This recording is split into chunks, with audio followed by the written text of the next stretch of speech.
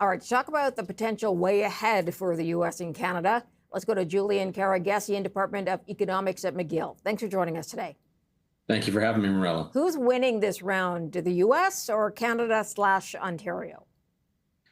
I think it's at best a stalemate for us. I do think that what Prime Minister Carney said, that we were making progress, I think that's true, particularly with respect to aluminum tariffs, maybe with steel as well. Autos is going to be much more difficult. And so we've seen this, this stall in negotiations and a kind of a diplomatic temper tantrum on the part of President Trump. So I'd say it's a stalemate. I just don't see what the ultimate objective of Premier Ford's advertisement was, because it causes this break, and there's no, the midterms are far away. It won't feature in the presidential election at all. So what was the point of this other than to poke the bear? Do you see it as a misstep on Premier Ford's part? I do, because international trade is the purview of the government of Canada, and our senior officials and our prime minister have been involved in difficult, protracted negotiations.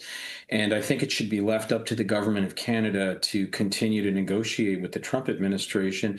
We're not going to get the ultimate free trade deal that we've had for many decades, but we will get some kind of deal. And this sort of thing, even in the grand scheme of things, this will just be a blip. It'll be white noise. It's an interruption that's unnecessary. And personally, I think the $75 million would have been better spent in schools and hospitals. Trump says he won't meet with the prime minister for a while. He's happy, he says, with the deal the U.S. has been now with Canada. I'm wondering if that's a good thing. A lot of what we send to the U.S. is compliant. Well, the fact is that the two countries, as John F. Kennedy said, I'll paraphrase, we're friends, but we're neighbors by geography, and we're friends because of history, and we're allies because of politics. I think long term that doesn't change, and they'll always be our largest trading partner by virtue of the size of the United States economy and by virtue of our proximity. But this sort of thing, Trump will come back to the table, and it's possible that the threat of tariffs, or the announcement of a 10% increase in tariffs, and that he's not going to come back to the table for the foreseeable future. It's possible that's just a negotiating tactic. Trump likes to win. He doesn't like to be seen to lose. He doesn't want to be made to look bad. But I think they'll come back to the table quite soon. Do you think this affects the CUSMA renegotiation as well?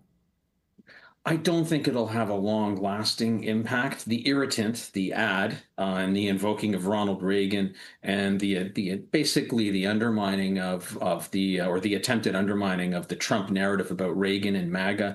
I think it's just, I think the irritant is gone, and so I think what Prime Minister Carney said is the right thing. He said we stand ready to resume negotiations whenever the Trump side is ready, and I do think it'll come back. The negotiations will return relatively quickly.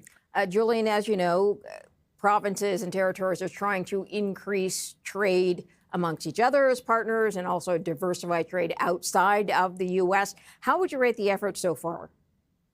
Well, these are medium, long-term efforts, as are the nation-building projects. I think those are the pillars of this new Carney government are the right ones to eliminate, finally, get rid of all the little fiefdoms that are blocking internal trade, and to modernize and expand our internal and trade infrastructure. We desperately need that, and also we need any investor, any person with 75 to 80% of their eggs in one basket is just eventually asking for trouble. So export diversification is an absolute necessity, and I think the right things are happening. Prime Minister Carney went first to Europe, our traditional allies, and now he's in Asia, seeking to expand our export potential in that region, particularly with the two giants, but also in the first instance with Southeast Asia. And there's a huge chunk of the world's population that reside in the Asian region, and also a big share of the global economy. And I think a part of our export future resides in Asia, a big part of it. All right, Julian, I'm going to leave it there. I've run out of time. Julian Karaguesian is lecturer, Department of Economics at McGill University. We thank him for his time today.